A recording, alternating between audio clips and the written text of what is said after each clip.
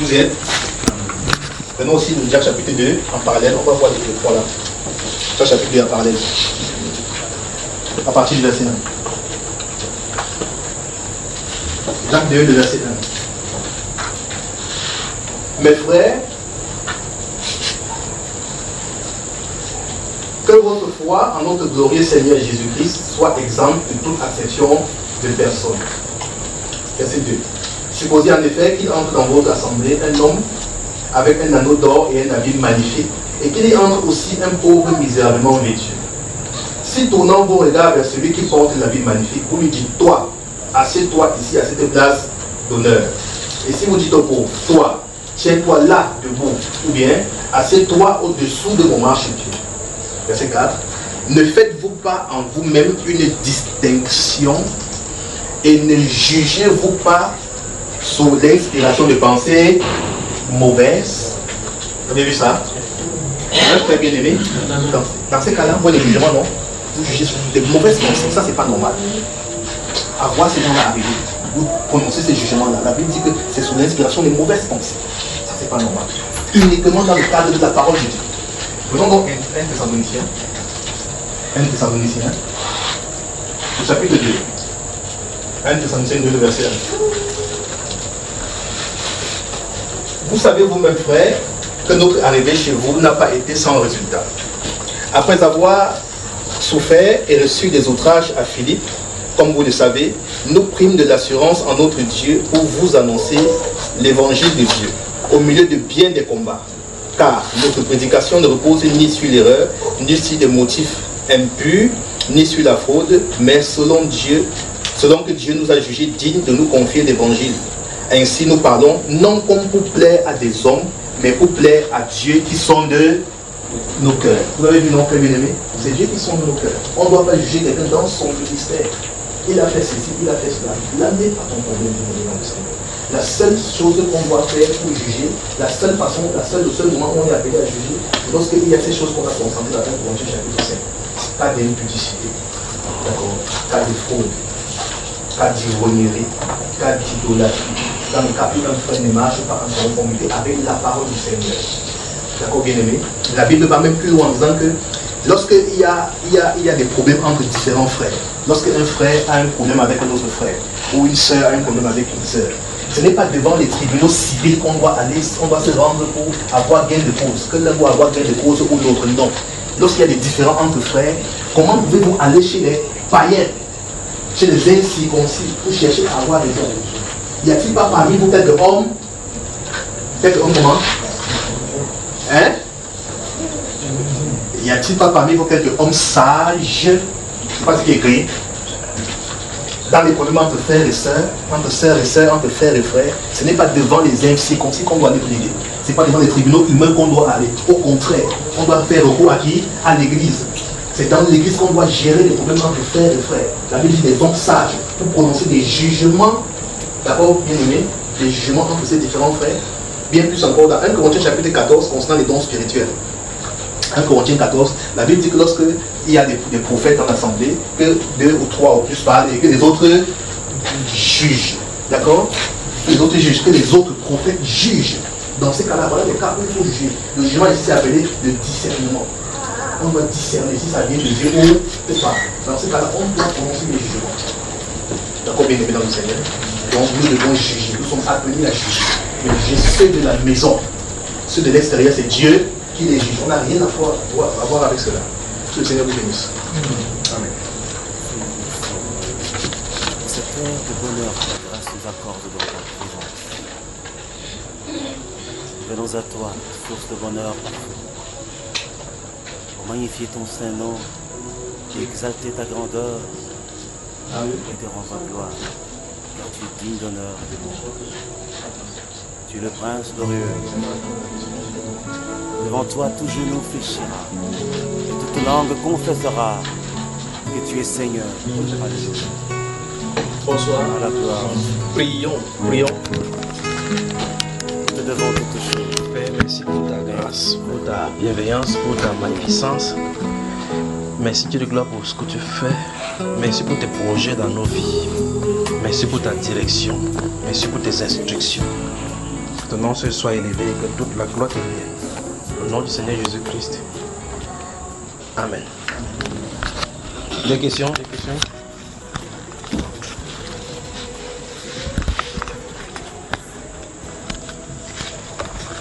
Y a-t-il des questions?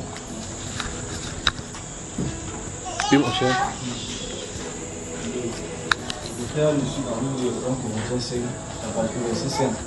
1 Corinthiens 5, verset 5, oui. Comme seul homme soit livré à Satan pour la destruction de la chair, Oui.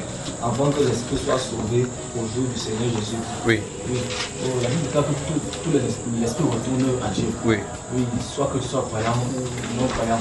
Oui, lorsque je dis que avant que l'esprit soit sauvé, qu'est-ce que vous dites que l'esprit retourne à Dieu, ça veut dire quoi?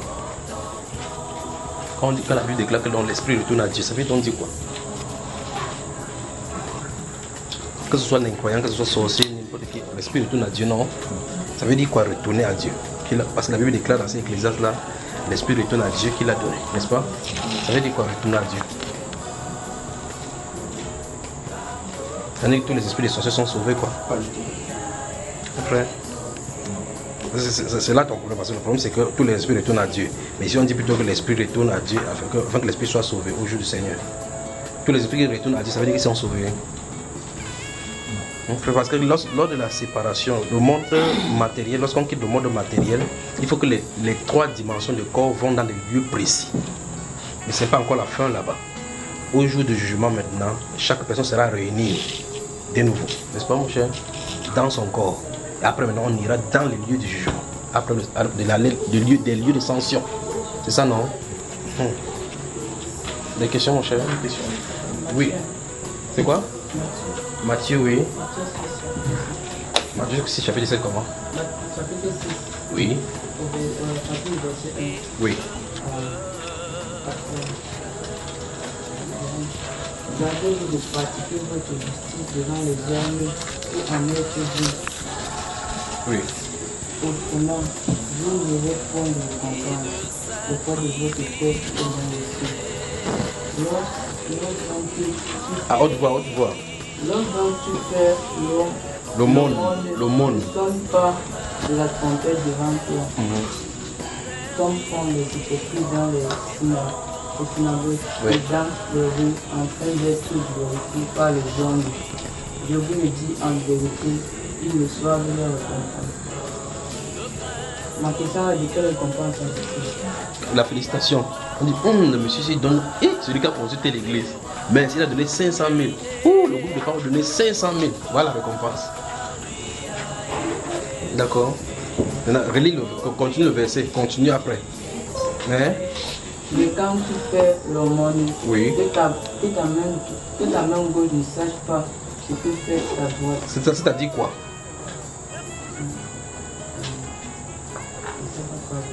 Continue alors.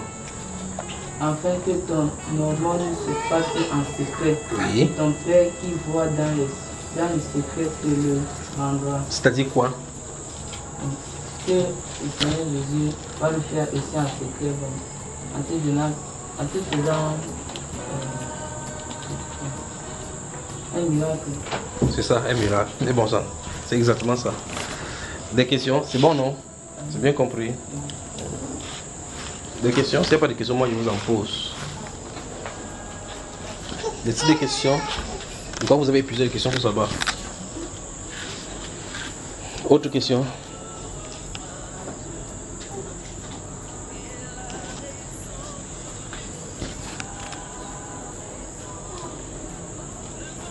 Bonsoir. Y a-t-il des questions?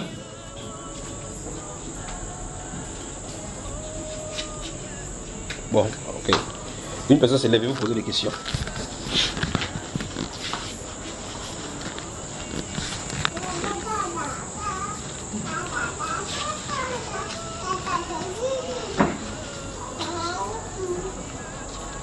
Il peut avoir là une Bible alors, s'il vous plaît. Une Bible.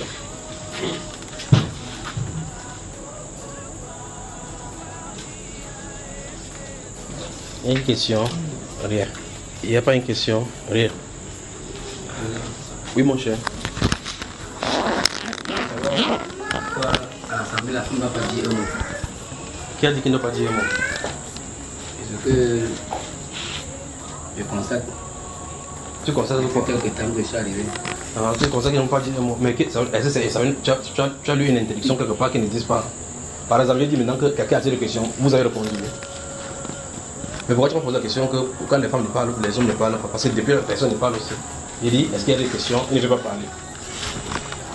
Pourquoi tu le constates? Tout à l'heure, quand le frère avait enseigné, il a dit, il a posé une question, il a dit que la femme devait répondre par un geste de la tête. Elle n'a pas le droit de parole. C'est pour ça que je voulais savoir. Ok, donc ce n'est plus parce que tu as constaté que depuis elle ne parle pas. J'ai aussi constaté ça. Ok. Bon, ça veut dire que si elle veut parler, elle peut parler, non? Si elle veut parler, demande de parler à une femme devant toi.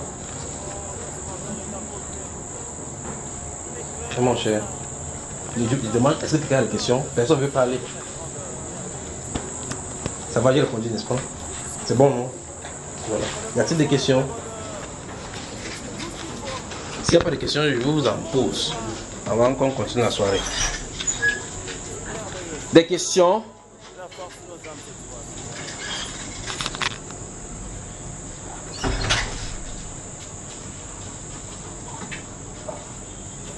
Quelqu'un a-t-il un sujet de prière? Oui, mon cher.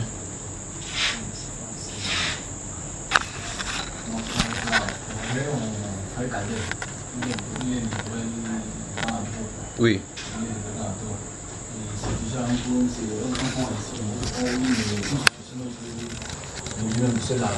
Oui. C'est ça. Et la maman, elle a laissé le nom là, elle est au nord là-bas. Elle a envoyé ma grande soeur sur Douala. Elle est venue acheter de l'huile. Et une fois j'étais assis, elle me fait comprendre que la maman et elles ont entendu qu'en rentrant, il faut qu'elle prenne un de ses vêtements. Oui, pour qu'elle aille. On va travailler là-dessus. Moi je n'ai rien dit. Ce matin, donc alors, elle est venue me trouver là, j'étais en train de prier. Quand j'ai fini, je me suis levé, je lui ai dit qu'il faut dire à maman que ce n'est pas la solution là-bas. Elle m'a dit fiche le camp. Je suis resté tranquille. Donc j'ai aussi. Je veux qu'on fasse comme maintenant. Qu'on bloque la maman, on bloque la maman dans la prière. Non, ne pas perdre par rapport à le but pour lequel c'est leur intention, que le Seigneur interdit ça. Ok. Donc l'intention de prière a été déjà donnée. Et ton frère, lui, il est où là? Nous sommes à la maison ensemble. Vous êtes à la maison ensemble. Et comment est l'interaction? Quand tu lis, quand tu pries, quelle est sa réaction? Comment vous causez? Bon, vis-à-vis de moi, c'est. Il y a des fois que j'arrive, je le trouve, il est en train de lire. De lire la Bible. De lire la Bible. Mais parfois, j'ai l'impression comme si, quand au moment où il touche la Bible, c'est comme si ça multiplie seulement encore. Comme ça multiplie. Et c'est vrai que nous, on ne parlait même pas. Bon. Le contact n'est pas. Est-ce que tu lui as dit par exemple que tu as besoin de prière, tu as besoin de délivrance? Tu lui as dit cela? Bon, quand tu vas rentrer, tu lui dis que quand tu rentres à la maison, tu le vois, tu lui dis que tu as besoin de délivrance, tu dois être délivré pour être libre, d'accord? Quand quelque chose devient dominateur sur toi, sur un être humain, il n'y a qu'une seule chose, la délivrance. Et la seule solution dans ce cas-là, c'est le Seigneur Jésus. Parce que si les marabouts prennent n'importe quoi pour faire, ça ne résoudra pas le problème. Non seulement ça ne résoudra pas, ça va faire en sorte qu'une autre personnalité viendra habiter dans son corps. Vous penserez que le problème a été résolu, alors que c'est un autre esprit qui a été envoyé là-bas pour faire place à l'autre esprit. Et la personne, vous êtes avec votre personne à la maison, vous pensez que le corps que vous avez, c'est la même personne, alors que c'est une autre personne avec qui vous vivez. Mais quand le Fils vous a franchi, la Bible dit que vous êtes réellement libre. Donc il lui faut la délivrance. Dis-lui comme ça, d'accord? Pour que cette personnalité qui est à l'intérieur, ça laisse choc. Mais là, vous avez des frères, vous êtes du côté de Dakar, c'est ça? Voilà, comme ça, vous réunissez là-bas, vous priez. Vous le mettez quelque part, vous commencez à prier pour lui. Ça va le fatiguer, la sueur va sortir, ça va le courber après. Il sera violent dès le départ. Continuez seulement au nom de Jésus-Christ, il sera libre. D'accord? Des questions? Des sujets de prière? C'est pour le sujet de prière, c'est dire qu'il y a le problème, tout le monde va lever la main ici. Ah non, non, je crois que vous n'avez même pas besoin de prière. Vous n'avez pas besoin de prière, il n'y a pas de sujet de prière ici.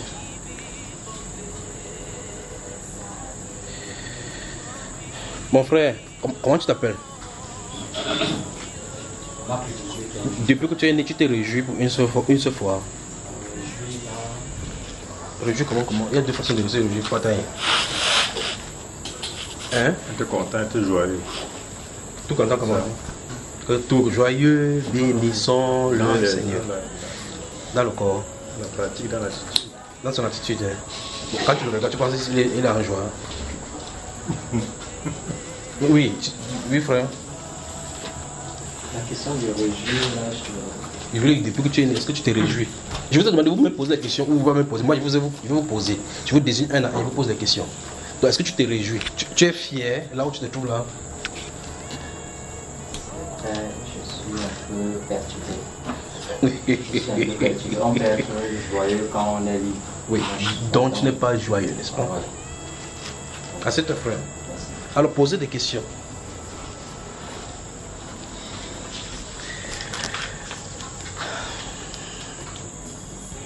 Ouvre Philippiens chapitre 3. Tu lis le verset 1, toi.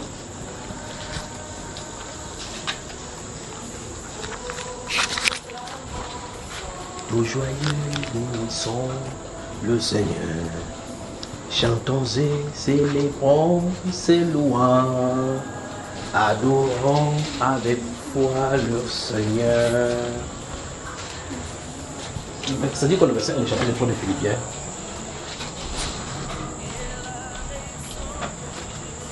Au reste, mes frères, réjouissez-vous dans le Seigneur.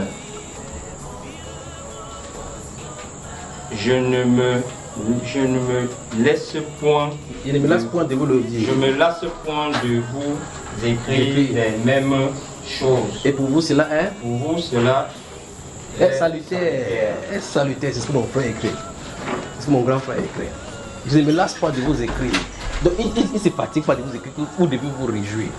Alors il dit que, frère, au reste, réjouis-toi dans le Seigneur. Quand tu dis te réjouis-toi, mais à l'intérieur, c'est comme les eaux sont troubles. Il y a un travail de fond à faire, d'accord mon cher? Parce que il faut qu'on nettoie la route. Sinon, le rôle ne peut pas être brillant. C'est que même si tu vas essayer n'importe quoi, ça ne doit pas aller. Donc la parole a commencé à se faire depuis quand tu t'assois ici, j'observe, d'accord? Ok. Donc tu dois te réjouir. Lève-toi là alors. Viens par ici, on va se réjouir. Viens ici. Je vous ai dit qu'il connaît mes gens ici là. Toi tu t'assois. Comment donc, si tu veux te réjouir, comment tu vas te réjouir? Qu'est-ce que si tu possèdes maintenant, qu'est-ce qui va te réjouir? Dis, et je t'offre cela.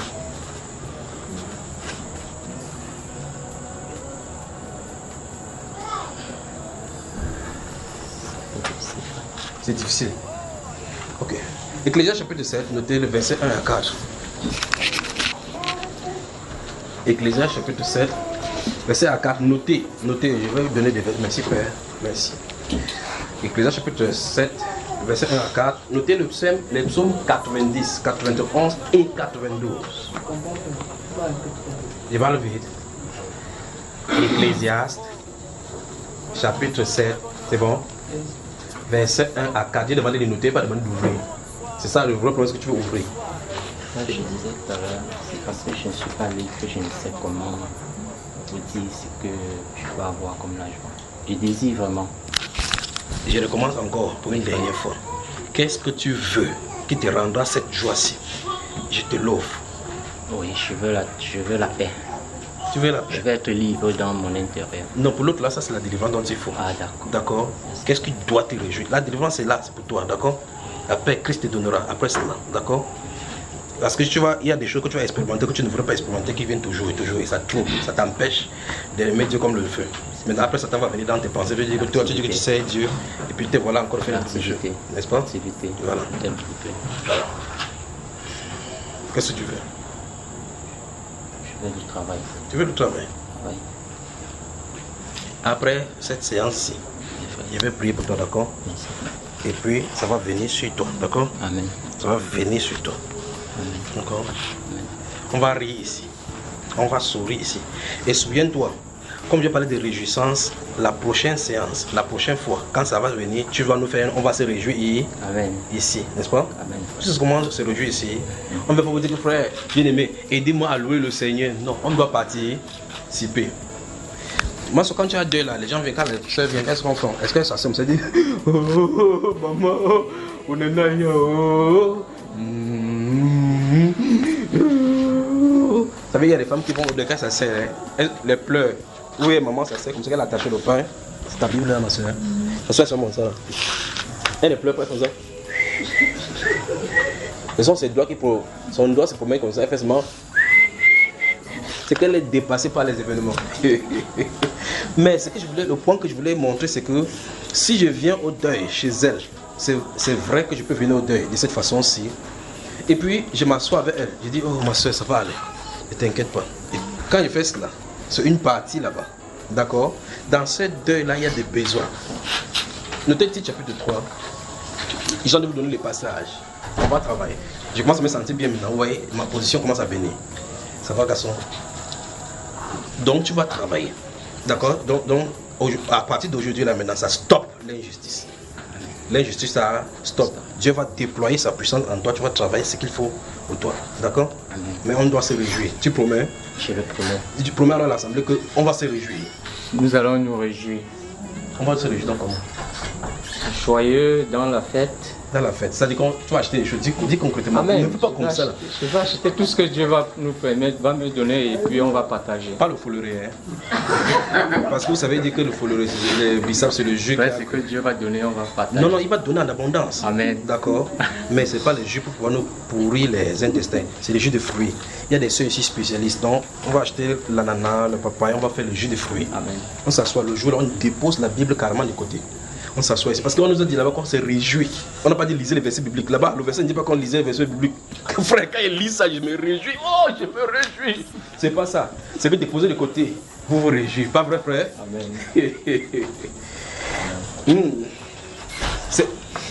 On va fêter, pas vrai?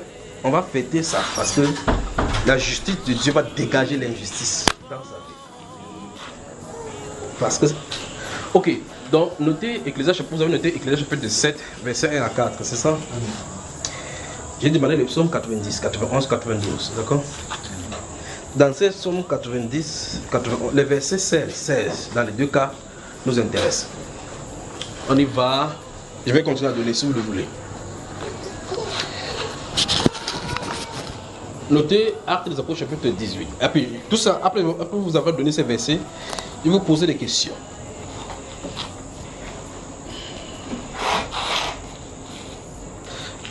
La vie de Christ, lorsque c'est manifesté dans la vie des croyants, ce n'est pas une vie de tristesse.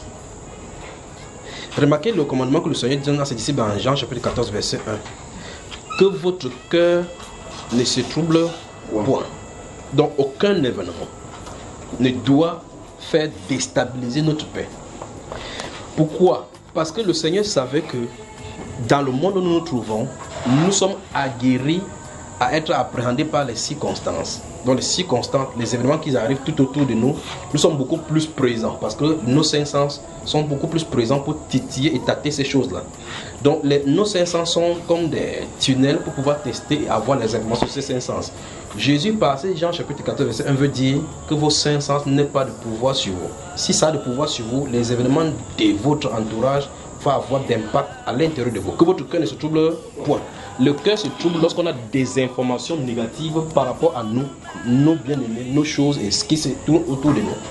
Si nous avons de bonnes informations de l'extérieur, par exemple, vous attendez, comme son cas, vous déposez le dossier quelque part. Ah, c'est frère-ci. Vous allez, si vous n'avez pas encore vu Dieu à l'œuvre, ok, maintenant, regardez-le bien maintenant, vous allez le voir Dieu à l'œuvre. Vous comprenez cela, n'est-ce pas?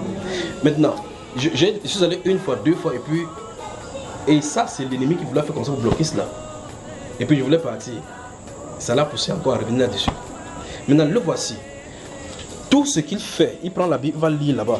Les circonstances lui dictent le contraire de ce qu'il lit dans les Saintes Écritures. Les circonstances. Ces circonstances-là, quand il va lire les Écritures, il va voir les bénédictions à l'intérieur, mais sa vie n'est pas bénie. Mais ici, c'est les ténèbres. Donc ceci, ce n'est pas quelque chose qui est gardé par le Seigneur. Parce que le Seigneur peut vous garder les circonstances qu'on peut penser que c'est négatif tout autour. Je ne sais pas si vous m'entendez là. Je suis en train d'entendre comme si c'est un haut-parleur qui vient de parler. C'est bizarre dans mes oreilles là maintenant. Alors regardez. Donc si c'est le Seigneur qui le fait, le Seigneur nous préserve de certaines choses tout autour de nous, comme matériel, comme accès à certains matériels. Si c'est le Seigneur qui préserve la paix à l'intérieur, il donne la paix à l'intérieur, vous comprenez que ces circonstances-là, c'est lui qui le permet. Mais lorsque les circonstances semblent être contraires à ce que vous attendiez et que l'intérieur est troublé, il faut chercher la part du Seigneur ici. Vous me suivez, n'est-ce pas? Parce que ce n'est pas sa volonté de nous affliger sans raison et sans cause. Si le Seigneur vous dit, enfin, même si sans vous parler, parce que vous n'entendez pas sa voix, vous attendez telle chose et ça n'arrive pas, telle chose ça n'arrive pas. Et quand l'intérieur vous êtes en paix, ça se trouve que la promesse est dans cette attente. Ça veut dire que dans cette attente, il est en train de travailler quelque chose. Je pense que vous me comprenez. Quand le Seigneur dit à ses disciples que votre cœur ne se trouble point, il sait qu'il y a des situations qui vont le troubler. Dans Philippiens au chapitre 4, verset 6 et 7, il dit quoi? Il dit que ne vous inquiétez pas quoi? De rien. Comment un être humain peut sur la terre ne pas s'inquiéter? La seule possibilité de le faire, c'est que vous viviez dans l'esprit. Si vous ne vivez pas dans l'esprit, les événements, les 500 vont vous donner des renseignements qui vont avoir de l'impact sur votre être à l'intérieur. Vous comprenez? Alors dans cette Philippiens chapitre 3, verset 1, il dit, je le répète encore, réjouissez-vous dans le Seigneur. Je pose la question, comment quelqu'un va-t-il se réjouir dans le Seigneur quand les événements contraires lui sont dictés dans la vie? Dans sa propre vie, les événements contraires sont dictés. Puis la Bible a dit, réjouissez-vous. Vous ne pouvez pas aller dire à une âne, 1 Samuel chapitre 2, que réjouis-toi âne. Confesse, tu dis que c'est bon. Ce n'est pas bon. Parce que quand elle va vouloir l'eau, Pénina va lui dire que envoie ton enfant. Les circonstances ne sont pas bonnes pour elle. Elle ne peut pas se réjouir. Et elle ne pourra pas se réjouir. Chaque fois qu'elle va entendre cette insulte-là, elle va s'associer à l'intérieur. Vous ne pouvez pas dire à Sarah de dire envoie Ismaël, allez te puiser de l'eau. C'est qu'Ismaël va aller dire maman, la vieille maman Sarah la dérange. Elle ne peut qu'envoyer ça. Quand tu envoies la prochaine fois, dire que je n'ai pas vieille mère. Sarah ne peut pas se réjouir. Et si elle ne se réjouit pas, le ciel est au courant de cela. L'Écriture sort, chasse la femme esclave avec son fils. Ça veut dire que le ciel est au courant de tout événement qui est en train de se passer dans cette maison. Vous me suivez, n'est-ce pas? Vous me suivez? Donc les circonstances doivent nous donner les informations si Dieu est avec nous ou non. Les circonstances doivent nous donner les informations si Dieu est avec nous ou non. C'est-à-dire qu'une circonstance est négative. Sur le plan humain, c'est-à-dire que si vous cherchez le travail, vous n'avez pas le travail, c'est quelque chose qui n'est pas bon. Mais le fait que vous n'avez pas ce travail peut être un stop du Seigneur pour vous empêcher soit d'aller dans l'iniquité, soit que quelque chose vous arrive. Alors maintenant, si c'est lui qui empêche la paix à l'intérieur, remarquez notre grand-père, Jacob. Merci Père. Vous vous souvenez, Jacob, quand il est allé chez Laban travailler, il a travaillé pendant 14 ans pour ses filles. Vous vous souvenez, n'est-ce pas? Vous avez moi, hein? Amen. Si vous lisez le chapitre 31 de Genèse, à partir du verset 1, vous remarquez que la Bible déclare que Jacob a regardé le visage de Laban. Quand il a regardé le visage de Laban, il dit que son visage n'était plus même vis-à-vis de lui. Voici, ils sont à la 20e année. 20 ans qu'il a vécu là-bas. Et puis il regarde le visage de son beau-père. Ce visage n'était plus même. Donc le visage lui montre que les circonstances ont changé. On n'a pas dit, Laban lui a jamais dit quoi que ce soit, que sors de chez moi, jamais. Écoutez. Lorsqu'il a constaté, si vous lisez le chapitre 31 de Genèse, à partir du verset 1, la Bible déclare, lorsqu'il a constaté que son visage n'était plus même, la Bible déclare, la parole du Seigneur lui a été adressée que Jacob quitte la maison et va dans ton pays, le pays de ta naissance. Pourtant, la Bible nous dit, il a constaté que les circonstances n'étaient plus bonnes. Vous voyez cela? Ce n'était pas favorable, c'était le moment de partir. Pourtant, il avait été là-bas, on a volé son salaire 10 fois. Ça veut dire que là-bas, l'a usurpé. Premier jour d'abord des mariages, il a usurpé. Donné la petite soeur, il a encore travaillé 7 ans, pas vrai? Ok, lorsqu'il travaille encore 7 ans, ça fait 14 ans qu'il va travailler. Puis il va prendre les brebis pour pouvoir faire tondre pendant 6 années. Et pendant qu'il travaille ces brebis-là, quand une brebis se tord, ou bien devient jeté, ou bien est cassé, il paye ça à son compte. Il paye à son beau-père dans cette maison. 10 fois, Laban a volé son salaire. Pendant les 10 fois, Dieu n'a pas parlé, mais l'autre aussi, c'était le regard. le visage de Laban montrait la révélation de Dieu par rapport au moment. Donc les circonstances peuvent dicter et nous donner si Dieu est avec nous ou pas. Vous m'avez suivi ça? Hein? Vous pouvez être comme ça, vous voulez aller chez quelqu'un, une personne avec qui vous jouez chaque fois, vous jouez chaque fois, même un frère, même une soeur. Et puis subitement, vous voyez qu'il y a quelque chose qui commence à vous le pousser. Et comme on est des charnels, on dit non, le Seigneur dit que non. Mais la Bible déclare que ne te confie même pas à celui qui se couche sur ton sein. Parce que l'homme est méchant. Maintenant, supposons que cette personne avec qui tu te réjouis. Écoutez bien, toute votre attention. Nous parlons de réjouissance, cette personne avec laquelle tu te réjouis, tu te plais chaque fois. Une autre personne a constaté que vous êtes complice. Il vient, pendant que tu n'es pas là, il dit à cette personne que tu connais la personne que tu... Non, c'est un frère, il dit faites attention, moi il te dit seulement, fais attention, quand tu vois que quelque chose arrive demain, tu dis qu'il ne t'avait pas dit oh. Après que ça quitte, qu'est-ce que cette personne vient de faire? Cette personne vient de s'aimer la sémence de la discorde entre vous. Et puis vous voyez la personne avec qui vous êtes séparés hier. Tu viens, ma soeur ça va? Je dis ça va. Vous voyez le froid. Vous aussi contactez, mais comment le froid avec moi? Deuxième fois, le froid, et puis la distance commence à se créer. La sémence a été, le péché est entré. Je ne sais pas si vous comprenez. Alors les circonstances donc maintenant commencent à contrôler et dicter notre comportement. C'est comme ça que ça se passe dans nos relations. Quand ces choses arrivent, c'est pour cela que vous devez croire que le Saint-Esprit vous conduit. Ça, si fait ça, vous forcez, vous allez vous casser. Satan va vous utiliser, vous bombarder. Quand c'est comme ça, il faut s'éloigner et laisser le temps au Seigneur d'arranger les relations. Si vous forcez, vous essayez d'entrer avec le... En tout cas, si quelqu'un parle derrière ton dos, tu le vois, à cet instant, l'esprit rend témoignage que quelque chose ne va pas avec vous. Parce que vous ne pouvez en même temps parler contre quelqu'un, en même temps venir l'embrasser. C'est que vous êtes le pire hypocrite qui peut esquiver le Saint-Esprit. On avance, les sœurs. Vous avez moi. Notez Galates chapitre 4. Merci, Père. Je vous ai dit aujourd'hui de noter le livre des Actes des Apôtres chapitre 18, n'est-ce pas? Les versets 20 et 21 nous vont nous intéresser dans ces Actes chapitre 18. Lorsque le moment viendra, si il doit aller dans la Bible, j'y irai. Alors, dans les occasions de se réjouir, notez Romains chapitre 12. Romains, le chapitre 12. Du verset 6 jusqu'au dernier verset. J'ai commencé par dire que la vie chrétienne est une vie normalement de réjouissance. Ça dit qu'on doit se réjouir parce qu'en réalité, être chrétien, ça suppose que la pesanteur qui nous tenait captifs sur la terre, le péché, on en a été délivré de cela. C'est la pire des choses qui puisse arriver à un être humain là-bas. Le péché, étant dans le cas du péché. Maintenant, étant donné que nos problèmes de péché sont résolus, ça veut dire que nous sommes au-dessus de toute autre chose, toute autre circonstance. Et par conséquent, nous devrions en réalité marcher de gloire en gloire. Mais pas marcher de cette façon-là où on croit effectivement qu'il faut être rempli de matériel. Parce que ce même matériel peut créer des problèmes. D'accord? Ce n'est pas ça l'ensemble des questions. Je parle de gloire en gloire, c'est-à-dire une vie dans l'esprit du contentement. C'est-à-dire que vous savez effectivement que ici, je suis suffisant et le Seigneur est suffisant en moi parce que j'ai besoin de quelque chose, je l'ai selon sa volonté. À cet instant, vous vous réjouissez parce que le Dieu qui pourvoit est avec vous. Vous me suivez, n'est-ce pas? Alors la vie chrétienne, s'il y a une vie successivement de frustration, il faut chercher la face du Seigneur. Ici, il faut chercher la face du Seigneur. Il y a un caillou sur lequel on a versé de l'huile. Il y a un caillou qui parle contre la famille. Dans un petit endroit déposé. Je regarde de l'huile qui est coagulée là-dedans, versée. Ça parle contre la famille. C'est un haut lieu terrible ici. Tu es au courant de cela? Pas encore, tu n'es pas au courant de ceci. Ça, c'est une pierre qui parle contre la famille. Comment ça m'a fait? Donc, toute personne de la famille est liée à ici.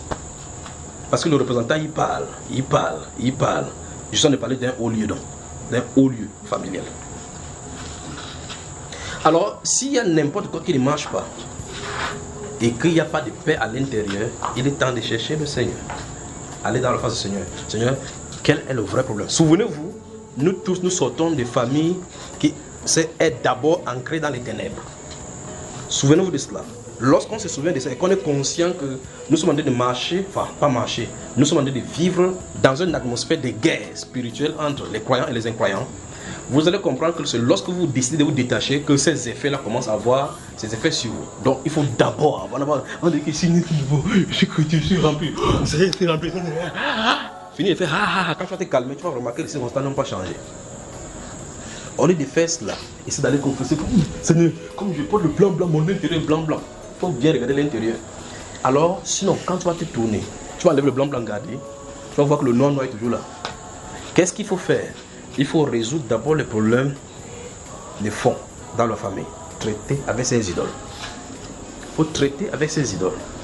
Je vous prends un exemple simple. Si vous lisez le livre d'Ézéchiel, vous lisez le livre des prophètes Ézéchiel, à partir du chapitre 12. Enfin, prenez à partir du chapitre 8, en montant les 16 idoles qui sont dans le mur. En prenant le chapitre 2 et le chapitre 13, principalement des prophètes Ézéchiel, vous remarquez que les anciens d'Israël viennent s'asseoir devant Israël. Si vous prenez à partir du chapitre 13, en commençant. Les anciens d'Israël viennent s'asseoir devant le prophète. C'est terrible, ces choses qui sont révélées dans ces écritures. Vous m'entendez, vous tous, vous m'entendez? La Bible déclare, ils viennent devant le prophète pour consulter le prophète. Et puis le Saint-Esprit dit au prophète Ézéchiel que ces hommes-ci ont chacun quoi? Les idoles dans le cœur. Des anciens d'Israël. Israël, ce n'est pas n'importe quel peuple, c'est celui dont le Dieu s'appelle le Dieu Tout-Puissant. Celui qui a brisé et jugé les dieux égyptiens. C'est lui dont ils sont censés servir au temple. Et les voici, on dit les anciens. Comme pas les anciens, ce n'est pas seulement les vieillards. Ce sont de grandes personnalités en Israël qui pouvaient s'asseoir et juger parmi les gens et donner des directions. Ce sont ceux-ci qui marchent avec des divinités à l'intérieur. Dieu dit que ces anciens que tu vois là, ils ont des idoles chacun dans son cœur. Et ils viennent penser comme ça là pour consulter l'Éternel par le prophète. Il dit si le prophète parle, il va confirmer. Qu'est-ce qu'il faut faire, frère? Voici donc les gens qui sont les conducteurs des troupeaux d'Israël qui se trouvent avec leurs propres idoles. Donc vous allez voir en regardant dire Rabbi, je l'ai vu au temple. Hey, c'est un père qui est sérieux en ça, Seigneur. Ah non, mon père était un vrai chrétien. Je suis né dans une famille quoi? Chrétien. Nous sommes tous croyants chez nous. Ok. 5 heures, c'est lui qui se fera à l'autre. Mais que le Saint-Esprit te prend comme Ézéchiel, tu vas voir que c'est lui qui est le chef des idolâtres du village. Alors, jusqu'à ce que le Saint-Esprit vous donne la révélation de votre hôtel familial, ne dis jamais que je suis dans une famille chrétienne. Parce qu'il n'y a pas de famille chrétienne. La famille chrétienne se trouve en haut, pas en bas. D'accord, frère? La famille chrétienne se trouve où? En haut. C'est là où on se réunit. Sur la terre, il n'y a pas de certitude pour dire que la famille est chrétienne. Parce que les prêtres, les pasteurs peuvent être quelque part, ils sont des sorciers. Mais vous lisez la Bible, vous faites des réunions familiales chaque fois, vous priez chaque fois. Pourtant, c'est lui le chef de tous les sorciers du village. Mais dans ton esprit et dans ton cerveau, tu diras que nous sommes dans une famille chrétienne. Et c'est vous qui servez Satan à l'intérieur, avec la Bible. Alors, nous avons, et quoi que la seule a chaud, viens, voici la place ici, viens t'asseoir ici, comme ça. Elle est en train de faire la chaleur comme ça. Vous allez avoir cet esprit-ci maintenant. C'est que vous voulez mettre un pas devant. La Bible déclare que ce n'est pas à l'homme lorsqu'il marche à diriger ses pas. Lorsqu'on a de marcher un pas devant, un autre pas devant, on doit admettre que le Seigneur doit nous conduire. Et il ne peut pas nous conduire dans les voies mauvaises. N'est-ce pas, frère? Il a même dit qu'il ne permettra pas que notre pied chancelle. Il ne nous livrera pas au bon plaisir de nos ennemis. Mais le vrai problème, c'est que très souvent, nous avons commencé notre journée avec les ennemis déjà. Nous voulons être l'ami du Saint-Esprit. Le Saint-Esprit veut être notre ami. Regardez ce que le Père, le Seigneur dit. Je ne vous laisserai pas orphelin. J'enverrai l'Esprit de vérité. Il vous conduira. Maintenant, ça veut dire que le Saint-Esprit est notre ami, notre guide, notre consolateur. Comme nous ne sommes pas orphelins, il est notre Père. Le Saint-Esprit veut être donc notre ami pour nous conseiller. Il dit, j'aurai le regard sur toi. Pas vrai? Je te conseillerai, je te guiderai. Je te montrerai la voie que tu dois suivre. C'est ce qu'il a dit. Et par conséquent, s'il a dit ça, ça se trouve, le Saint-Esprit s'attend à une intimité avec lui. Si cette intimité est là, on peut donc comprendre ces versets de Philippiens chapitre 3, verset 1. Je vous le dis, réjouissez-vous dans le Seigneur. Alors maintenant, la question c'est, comment on se réjouit dans le Seigneur alors que le cœur n'est pas en règle? Comment pouvez-vous vous réjouir? Vous comprenez? Vous ne pouvez pas. Regardez le prophète, regardez Néhémie, si vous lisez Néhémie chapitre 1, vous connaissez. Il était échanson du roi Assur là-bas. Pendant qu'il a des versets, on vient lui donner seulement une nouvelle. Regardez les circonstances. Les gens qui sont rentrés de Jérusalem, ils étaient en captivité. dans la désobéissance. Et puis des gens viennent de Jérusalem. Ils leur demandent comment va le village. Le village, si tu parles là-bas, on te dit que c'est encore Jérusalem là-bas, la vie du grand roi, tu vas refuser. Quand il a entendu ça, ouais, l'impact sur son être, n'est-ce pas? Il a été touché. Au point où son être a été malade. Il est resté plusieurs jours dans le deuil comme ça, gémissant à l'intérieur. Les circonstances ont touché sa vie. Et puis à l'intérieur, il a commencé dans l'intercession. Jusqu'à ce que le roi, quand le roi l'a vu, mais Néhémie, qu'est-ce qui ne va pas? Pourquoi? Ton visage est bizarre. C'est comme si tu as le palu. C'est comment? Tes yeux sont rouges comme tu avais bu le follet. C'est comment? Et là, il a dit comment puis-je être en règle, à l'aise à l'intérieur? Comment je peux me réjouir alors que le pays de mes ancêtres, où il y a le tombeau de mes pères, est désastreux, sans dessous, sans dessus. Vous voyez, cette circonstance-là, il faut qu'il traite avec ça. Et lorsque la procédure pour mettre tout cela en règle a commencé, vous remarquez que son état d'esprit a changé. Donc il faut briser tous les hôtels familiaux. Je crois qu'il est temps qu'on regarde, Seigneur, quelles sont ces choses-là dans ma famille qui a encore d'impact sur moi. Votre réalité, c'est grave. Les réalités dans lesquelles nous nous trouvons. Des divinités étrangères dans nos foyers. Divinités, vous entendez, avec des traditions, Notez le livre de Matthieu chapitre 14. Et Marc chapitre 6. Dans le livre de Marc chapitre 6, vous pouvez prendre, vous lisez tout cela, mais on va prendre la lecture à partir du verset 20 et suivant. J'espère que vous entendez noter tout cela.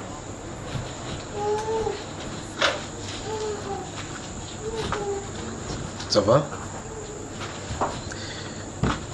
Il dit Matthieu chapitre 14. Matthieu le chapitre 14. Verset 1. Non. On va prendre à partir du verset 6 là, dans ce Matthieu chapitre 14. On va lire. En tout cas, je vous le dis, s'il arrive que on ne lit pas ici, c'est pour vous donner la direction de quoi il est question. Marc au chapitre 6. Dans ce Marc, nous allons prendre à partir du verset 20, en descendant toujours. En tout cas, c'est les versets croisés des deux chapitres qui disent les mêmes choses.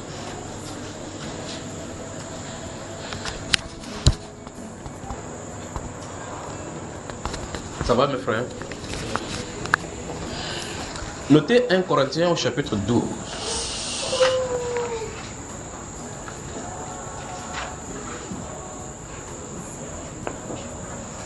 Vous y êtes? Exode aussi chapitre 12. Exode chapitre 12. Exode là-bas c'est plein. Deutéronome le chapitre 16, le verset 1. Que nous Seigneur vous bénisse.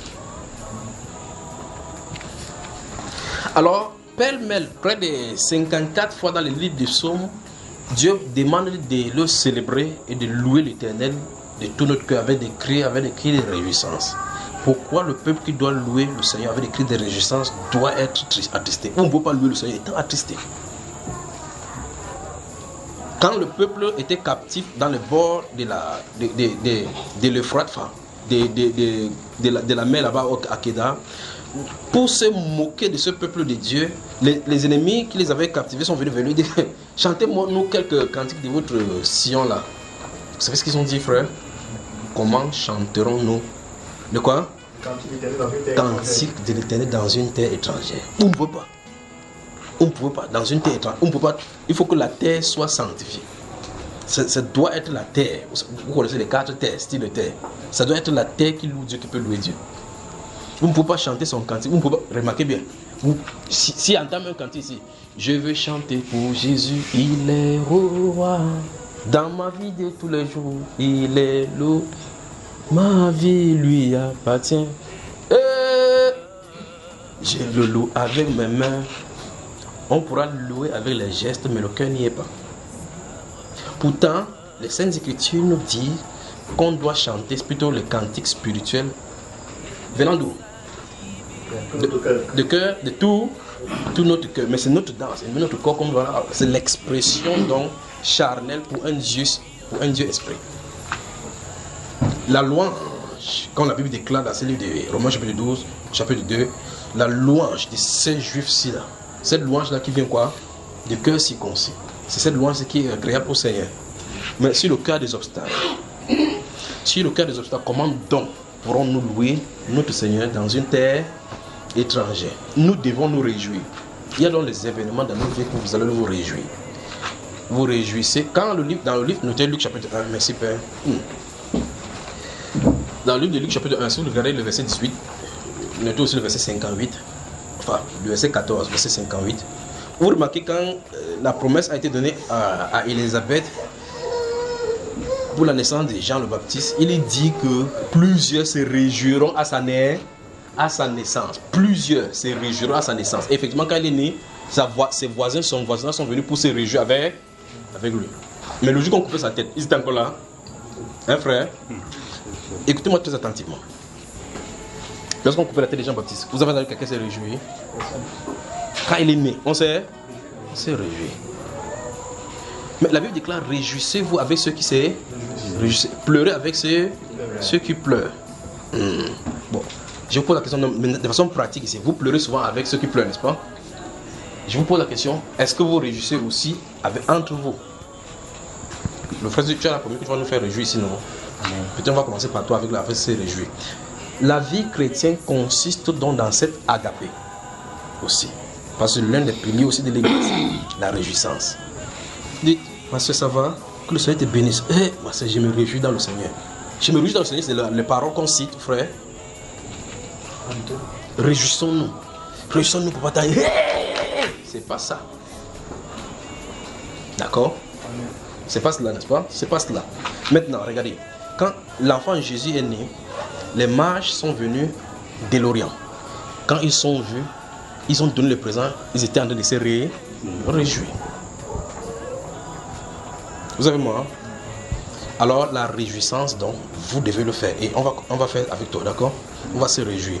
Maintenant vous dites, telle personne a perdu sa mère, telle personne a perdu son frère, telle personne a perdu ça. Alors la Bible déclare qu'on se réjouit avec ceux qui se réjouissent, on pleure avec ceux qui pleurent. Mais vous ne vous réjouissez pas. Quand quelqu'un a sa chose, quand il y a des biens, chacun se cache. Quand il y a le malheur, on annonce. Que frère annonce ça bien. C'est ça, n'est-ce pas? Dans le livre des psaumes 92, la Bible déclare, dans le psaume de Moïse, le psaume 90, le psaume que Moïse a écrit, la Bible déclare que les plus vigoureux parmi nous sont en quel âge? 80 ans. Et puis il dit maintenant que apprends-nous à bien compter quoi? Nos jours. Donc nous, chacun doit compter son jour. Et en comptant son jour, tu vois que plus tu vieillis, plus Dieu t'a fait grâce, pas vrai? Quand il dit que apprends-nous à faire bien compter son jour, c'est que chacun mesure bien que combien j'ai marché dans la crainte de Dieu. Combien on va voir effectivement que c'est éphémère.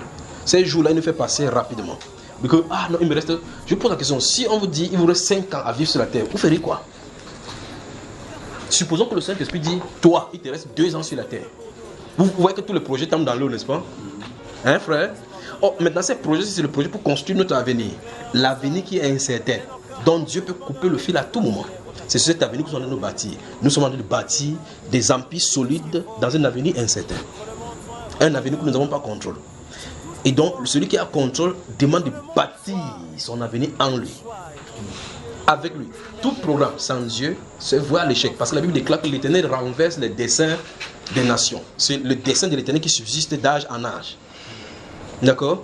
Dans le psaume 25, le verset 8, il dit que quel est l'homme qui craint l'Éternel? L'Éternel lui montre la voie qu'il doit suivre. Il est bon et droit. C'est pourquoi il montre même aux pécheurs la voie. Dieu désire nous montrer cette voie-là. Ouvrons Ecclésiaste donc. Que Dieu vous bénisse. Tu dois te réjouir, d'accord? On ne t'a pas parlé de cet haut lieu ici dans la famille. Tu ne savais pas? Hein, mon frère? Je me suis retiré très longtemps dans ces histoires. Ah, tu t'es retiré dans ces histoires-là? Oui, de temps en temps. Vous entendez la femme là? Je disais, je m'étais déjà retiré dans cette truc de coutume. Parce que de temps en temps, il a toujours fallu qu'on m'appelle. Dis non. On t'appelle comment? On t'appelait comment? D'assister. D'assister à quoi? C'est des événements d'idoles. Vous faites quoi? Explique-nous comment ça se passait. La dernière fois, c'était passé comment? On demandait qu'il fallait plutôt qu'un homme tienne le bouc, c'était la chèvre aussi. Pour immoler. Oui, entrer. Oui. Ils se sont concertés. On entre où? C'est dans un village un peu égaré. Dans un village égaré. Non, reculé. Les descendants des... Non, attends, d'abord on va aller doucement. Pendant que je suis en train de parler avec toi, je regarde l'endroit, le lieu exactement. Parce que ces choses, c'est pas un village égaré, c'est éloigné. D'accord. Parce que égaré, parce que personne ne peut retrouver. C'est égaré. Ce sont des lieux secrets, des hauts lieux terribles. D'accord. Parce que toute la descendance, toute la famille est infestée par ceci. Et quand on entre là-bas, qu'est-ce qui se passe? Nous sommes arrivés. Donc tu es parti? Oui, j'étais. C'est la dernière fois. C'est cette dernière fois-là que j'ai dit. Quand tu as dit que c'est la dernière fois, oui, c'était fini. explique-nous comment ça s'était passé. C'est ce que tu as raconté. Tu as dit ça à quelqu'un, hein? Non. Ok, allons-y. Donc, quand on est allé dans ces lieux-là, dis-nous, c'est dans quelle partie du pays? À l'ouest. À l'ouest. Côté Bamédoune, côté maternel surtout. Vous êtes allé où? Chez un monsieur, soi-disant, c'est lui qui est l'héritier le gardien de la tradition. Voilà. Le gardien de la tradition. Oui. Et c'est ainsi qu'on a demandé, il fallait parmi nous, la famille, pour pouvoir débloquer toute situation de toute personne.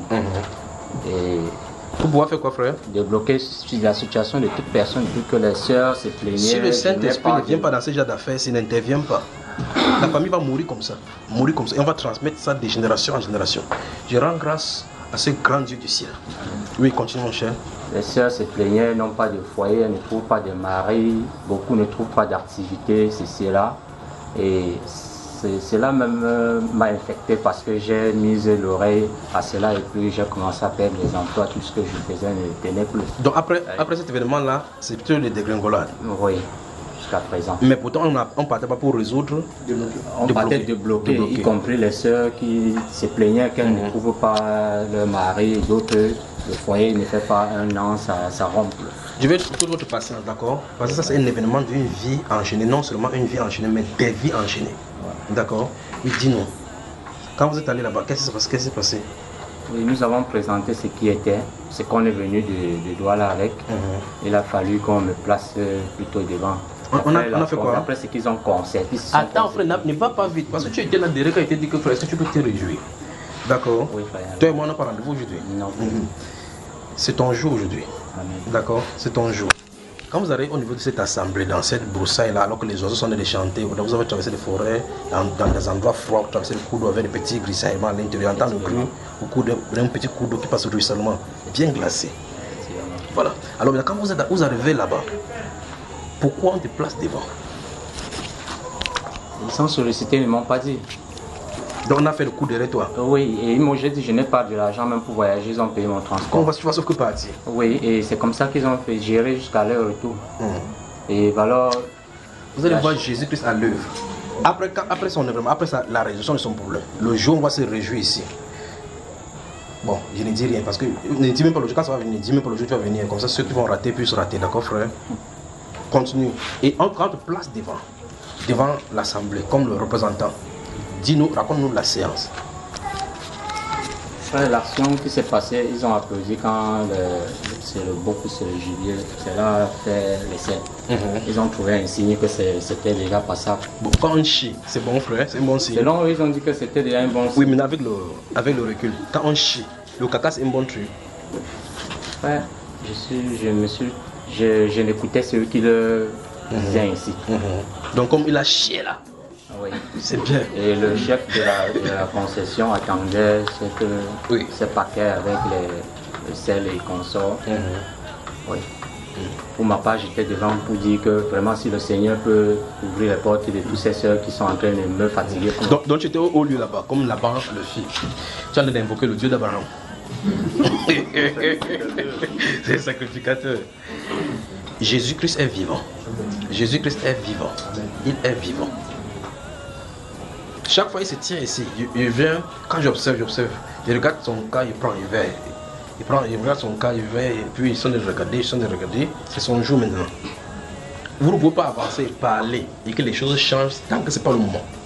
Même si vous voyez que c'est le moment, même si vous voyez que la personne souffre un peu comme ça. C'est pour ça qu'il y a des gens qui disent, frère, par exemple, il y a une maman qui m'appelle depuis la France, on lui a donné le mot, elle ne fait qu'appeler, Mais chaque fois il dit, je vais appeler, je vais y arriver, le Saint-Esprit ne peut même pas qu'il parle. Vous voyez, je vais avancer vers un pauvre. Il ne peut même pas qu'il parle jusqu'à ce que ça va arriver à un certain niveau. Toi, tu es ici. La bonté et la lumière t'accompagneront. D'accord? Tu parviens qu'on continue à ouvrir là-bas. Et la séance maintenant, comment vous avez fait pour quitter là-bas? Qu'est-ce que vous avez fait comme résolution là-bas? À l'intérieur, ils avaient placé plusieurs carreaux ronds, soi-disant les arieux, ceux-ci. Et Cela ne m'a pas tenu bien après parce que j'entends encore dire qu'on a confondu la personne qu'il fallait. Qu'on a donné avec un faux ancêtre. On avait donné au lieu de Paul, ils ont donné à Jean bien après que nous sommes quittés. Voilà. Mais pourtant, le registre a été ouvert pour ses papas. Soit nous sommes les premières personnes pour lui parce que celui qui héritait cette truc-là était un Navarre. Un Navarre, petit celui-là, il n'était pas. Peut-être qu'il n'était pas la personne idéale, d'après celui qu'on a trouvé. Il fallait maintenant encore commencer le processus. Pour c'est lui qui reprend tout. Oui. Et c'est lui donc la personne désignée de tout ce qui est attribué dans cette chambre-là. Donc ça dit qu'il y a les calebasses des papas Paul, anciens papa Paul, qui est l'ancêtre. Et puis papa Jean ici là. Les aïeux. Les aïeux. Pour chaque personne, tu comprends. On vient devant le calebasse. Toi-même tu es en train de voir. Parmi vous, il y a des gens qui ont fréquenté. On met la calebasse là-bas. On dit que papa, c'est tes enfants qui sont venus vers toi. Pour que tu leur ouvres les portes. Toi-même tu vois que ça le laisse lui-même. Il habite dans les calebasses, frère. Tu vois le problème avec les hommes, n'est-ce pas? Bon, la chèvre là qui a mangé finalement. Ouais, on a laissé, on est retourné. Il a dit que ne regardez pas ce qui va se passer, pas derrière, Jean peut pas manger. Moi, mon âme, je sais bien que ça appartient quand on vient de jeter ça là, c'est pour lui. Le reste là, vraiment que j'ai tout fait. Que je n'étais plus dans je n'avais plus jamais jusqu'à la belle famille, même j'ai eu des problèmes avec mon épouse parce que à chaque fois qu'on veut la capturer pour quelqu'un que je refuse, quand où on a eu à nous convoquer, il m'a donné ma dose parce que de faire les assises que tu entres dans les sectes, tu veux entrer ta femme dans ces bêtises. Que tu veux entrer donner ta tête, vas-y seul. Seul, et que je la laisse même là où on était, là, je retourne. Et quand je prends mon engin, je vais retourner, je dis, mais on t'a dit, la famille a demandé de rester, tu me suis pourquoi? Moi je vais suivre mon église où je suis. Alors, restons avec toi, alors, on laisse ton 4 épouses, chacun, il y a Laban ici, il y a ses femmes ici, il y a ses enfants. Les enfants de Laban, on dit à Jacob que d'abord ils ont à manger notre salaire, ils nous ont vendu. Nous avons même quoi acheter dans le bétail. Hey, pardon, d'accord. Maintenant, je te pose la question, comment tu as quitté ces milieux? Chaque fois qu'ils veulent faire quoi que ce soit, moi je ne suis plus. Dans les... Regarde bien, pendant qu'on faisait ces choses-là, tu y participais de temps en temps, tant bien malgré, de temps en temps tu y le faisais. Comment tu as fait? Parce que chaque fois quand tu mets le pied dans l'idolâtrie, toute ton âme est souillée. C'est ce que la Bible nous enseigne. Qu'on ne va pas consulter les morts. Que si quelqu'un s'adresse aux morts pour se souiller, que veillez attentivement sur vos âmes. C'est ce que la Bible nous dit, non? Donc, quand ton âme est souillée, comment tu as fait pour quitter alors? Parce qu'on ne quitte pas là. Quand vous avez le pied, et quand vous allez avec le pied, votre corps, votre âme et votre esprit est livré. Quand vous sortez, votre corps sort. Mais le vrai vous est en contact avec eux. Comment tu es quitté là-bas? J'ai fui la famille, ça fait 3 ans. Ok, tu as fui. À quelque chose qu'on appelle... Tu ne viens pas? Je me libère toujours. Donc, tu as quitté physiquement? Ah oui. Spirituellement, est-ce que tu as quitté? Parce que si tu... Spirituellement, même on ne peut plus m'appeler. Non, il ne parle pas de spirituellement, on peut t'appeler. Il dit que est-ce que spirituellement, tu as été déconnecté de cela? Parce que tu regardes très bien, je ai regardé au travers de toi 3 rêves qui signifient exactement le même lien avec ce lieu-ci. Depuis que tu, et ça, c'est maintenant depuis que tu es chrétien. Il dit bien 3 rêves qui montrent clairement qu'il y a des réclamations dans cette direction-là.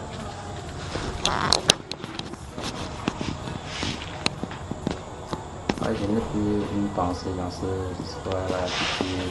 Même si tu ne parles pas, tu dis que tu ne parles pas, mais tu as décidé que les marabouts, tu n'es plus sur ça, non? Mais tu es avec eux. La preuve, la souffrance a changé. Puis encore, ça a plutôt augmenté. Pour montrer, en fait, ils sont en train de pousser le bouton comme ça qu'il va tourner. Quand il n'y a pas la solution, il va dire il faut qu'il revienne. Jésus-Christ est Seigneur, pas vrai? Amen. Ecclésiaste chapitre 7.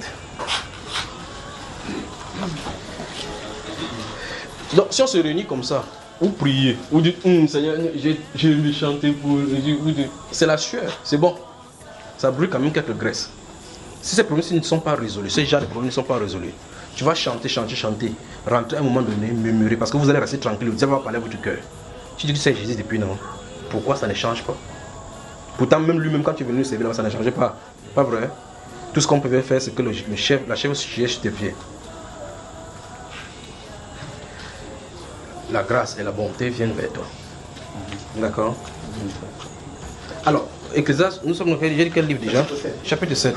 Allons-y, frère. Une bonne réputation vaut mieux que le bon parfum, et le jour de la mort que le jour de la naissance. Qui aime le jour de sa mort plus que le jour de sa naissance? Qui aime? Les gens ne sont pas d'accord avec la Bible ici, c'est comment? Donc vous n'aimez pas votre jour de mort? Donc vous dites que vous êtes d'accord avec Salomon, mais l'autre là vous n'êtes pas d'accord. Il dit que le jour de la mort est un bon jour, frère. Le jour de la mort des autres. Pourquoi les autres? Pas ta livre. Même toi que tu n'as pas répondu. Tu ne réponds pas à la question ici. C'est pas ta Bible. Je m'ai dit que tu as sauté, tu n'as pas souligné là-bas. Il n'a pas souligné l'autre là, il a dit seulement que le Salomon a fait l'erreur là-bas. Oui, ok, relis encore cela. Une bonne réputation vaut mieux que le bon parfum, oui. Et le jour de la mort que le jour de la naissance. Frère, il a dit que le jour de la mort de l'autre. Hein? Quelqu'un, hein? Bon alors, entre votre jour de naissance et votre jour de mort, vous aimez quoi?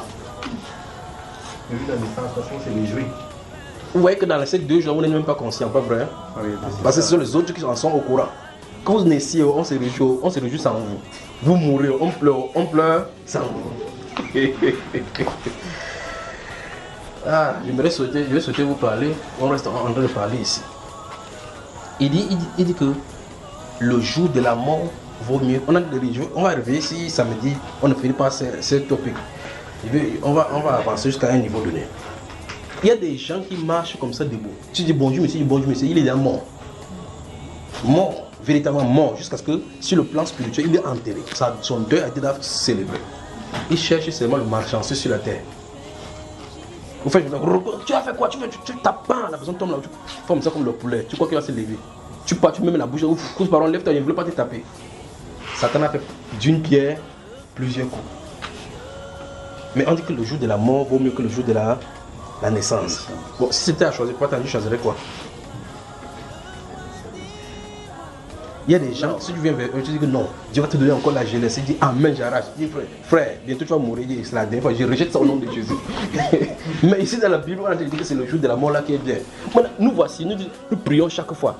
En regardant ce qui vient à l'horizon, des jours de ténèbres viennent sur la terre, des tribulations. 2019, des tribulations sont en train de venir, mais au fur et à mesure, la tempête se fait comme le cloud, les nuages au-dessus, ça ne fait que s'accentuer.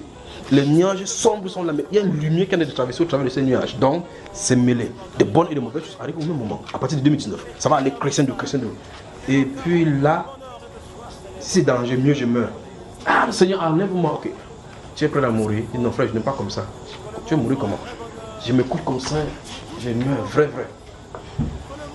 En temps, tu as fait le projet de 5 ans. Vous me comprenez? C'est-à-dire, préparons-nous à mourir. Comme le frère s'est tourné avec vitesse, mais regardez. Préparons-nous à mourir. C'est préparer à mourir, ça veut dire que c'est préparer dans la sainteté. D'accord? Parce qu'en réalité, tous les chrétiens sans exception sont déjà morts. Vous savez ça au moins, n'est-ce pas? Vous êtes déjà morts, donc on ne tue pas que le cadavre. Donc, aucun chrétien ne pourra plus jamais mourir. Vous savez ça? En tout cas, ça ne nous concerne même pas déjà. Alors, si celui qui ne peut plus mourir, qu'est-ce qu'il reste de faire? C'est de se réjouir. Amen. C'est de se réjouir tout simplement. Alors, ce soir, nous allons nous réjouir pour un événement bien déterminé. Le 78e année. C'est ça, non, maman? Maman Véro, viens. C'est ma mère ici. Viens. Elle a son cœur bat.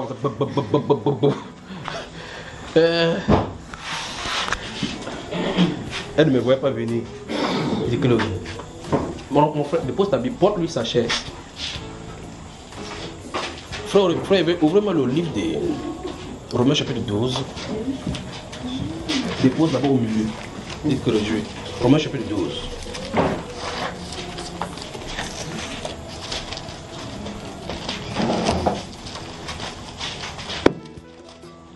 Verset 6.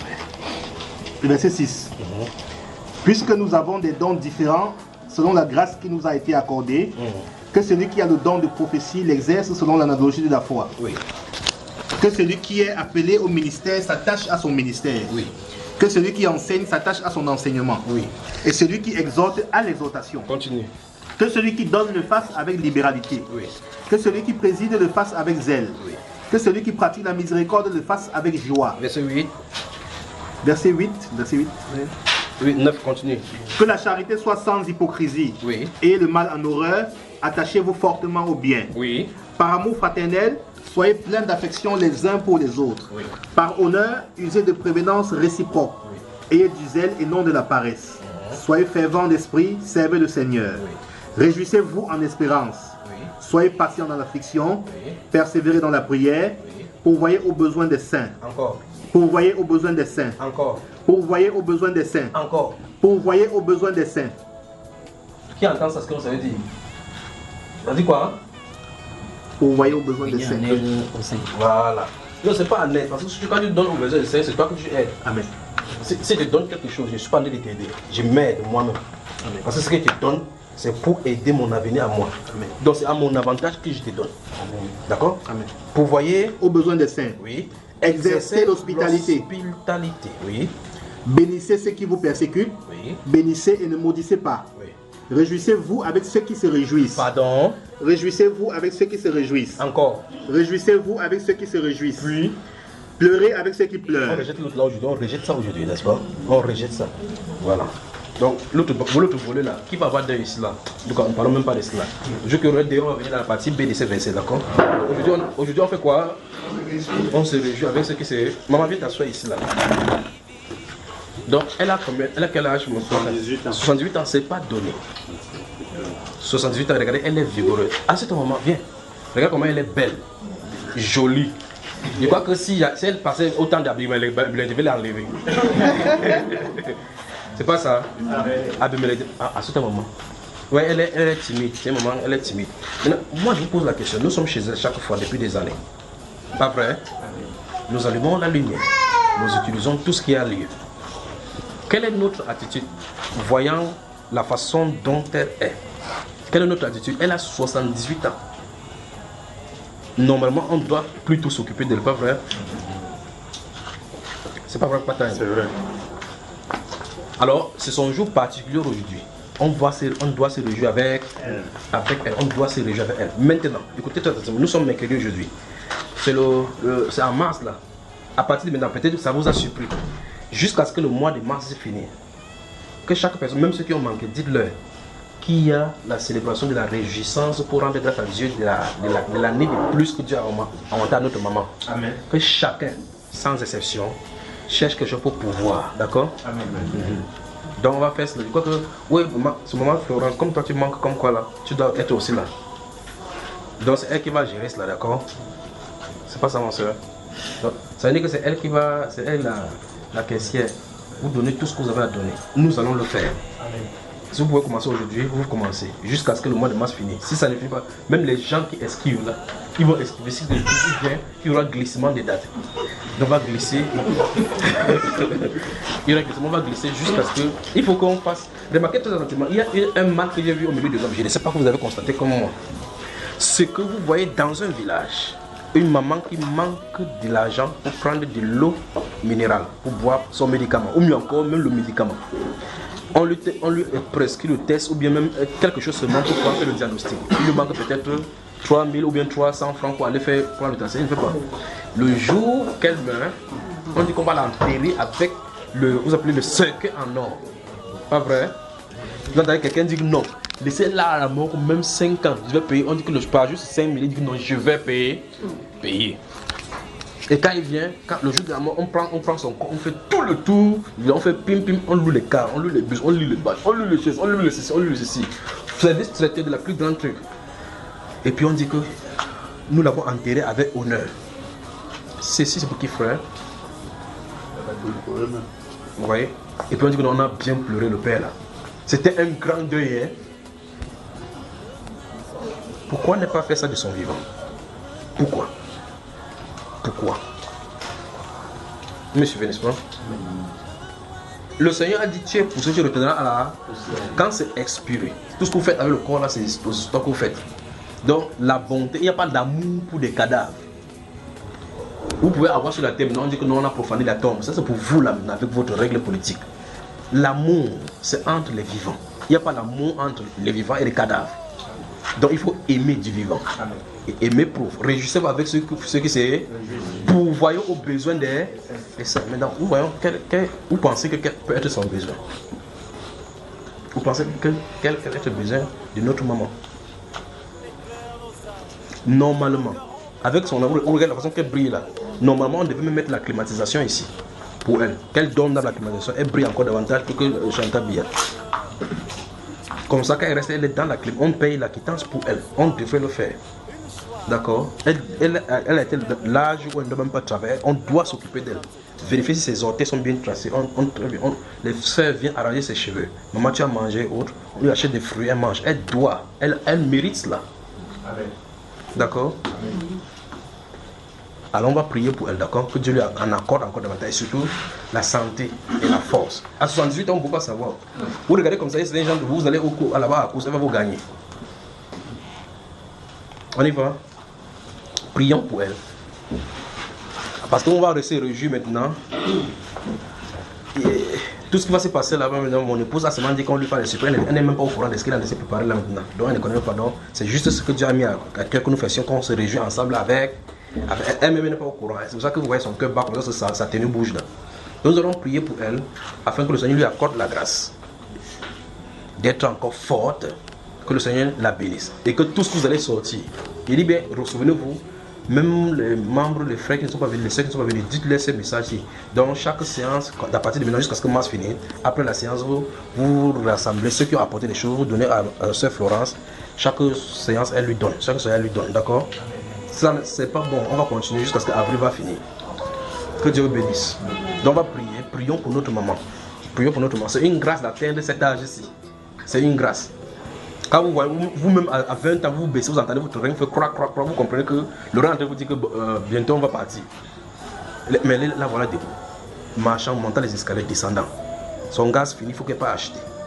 Entre temps, on prépare la nourriture sur son gaz. On consomme sa lumière. On boit de son nom. Après, on sort, on dit maman, que le Seigneur te bénisse. Est-ce que c'est ce que la Bible nous a enseigné, frère? Non. Non. La Bible dit qu'on doit prendre soin les uns les autres. En plus, encore plus grave, on doit prendre soin des personnes âgées.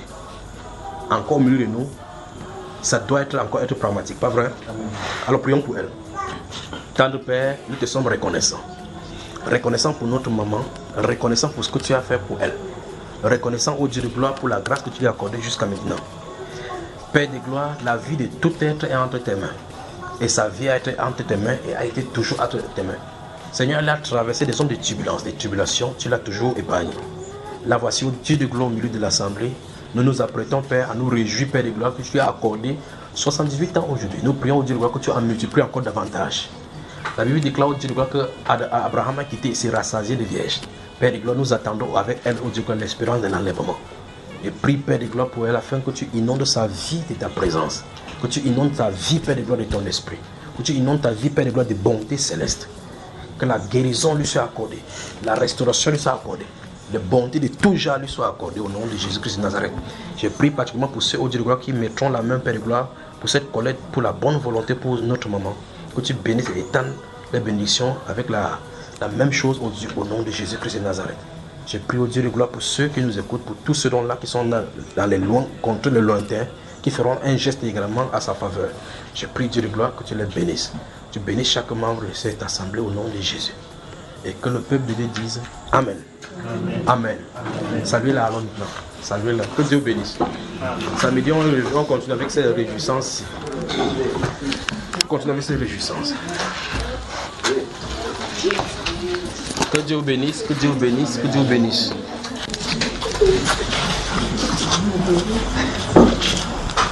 Alors, le champagne qui est là, qui va ouvrir, qui aura l'honneur des femmes d'ouvrir ça pour notre maman?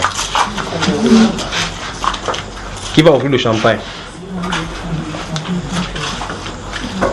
Pas c'est toi qui vas ouvrir. Non, parce que tu m'as regardé. Quand tu me regardes pourquoi là? Qui est en route là?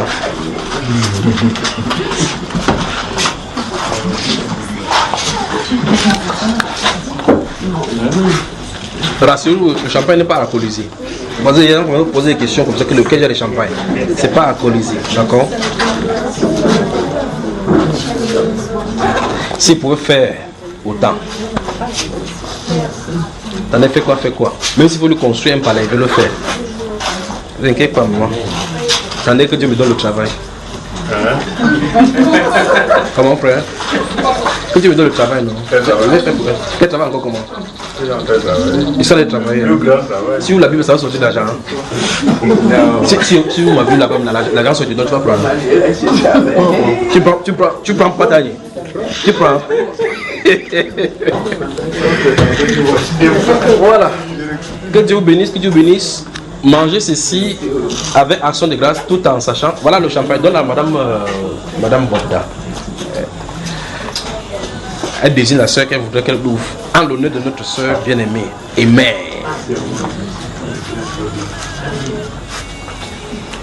Quand la Bible déclare que votre papa, votre maman peut vous abandonner, mais l'Éternel vous abandonne, peut vous donner la famille, ça c'est mon cas. Voilà. Que Dieu vous bénisse, vraiment, que Dieu vous bénisse.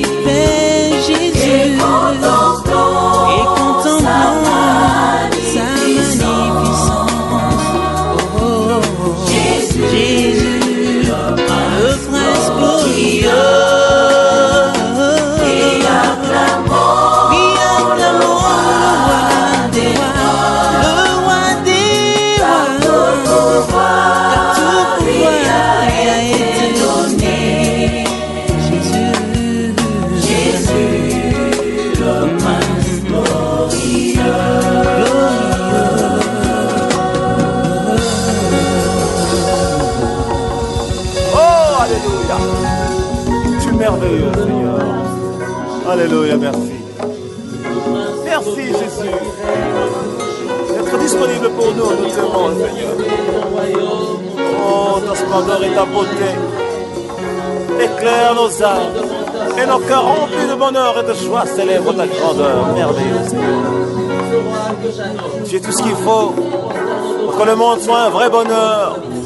Tu es tout ce qu'il faut pour que le monde soit une joie éternelle. Tu es merveilleux, Seigneur. La force de nos âmes, c'est toi, Seigneur.